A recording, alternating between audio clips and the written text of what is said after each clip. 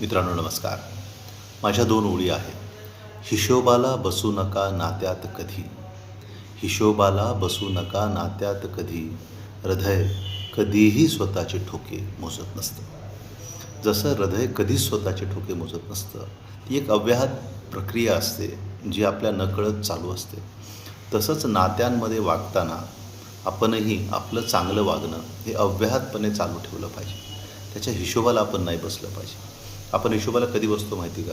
जेव्हा आपण सगळ्यांशी चांगलं वागतो, त्यांच्यासाठी बरंच काही आपण करतो आणि ती मंडळी मात्र वेळ काळ प्रसंगी आपल्याशी त्या तुलनेत चांगलं वागत नाहीत किंवा आपल्यासाठी काही करत नाहीत, तेव्हा मात्र आपल्याला असं वाटतं की मी ह्याच्यासाठी एवढं केलं, ह्याच्याशी असा वागलो, ह्याच्याशी तसा वागलो, पण माझी वेळ पडल्यावर मात्र हा माझ्याशी त्या तुलनेत नीट नाही वागला किंवा ह्याने माझ्यासाठी काही नाही केलं.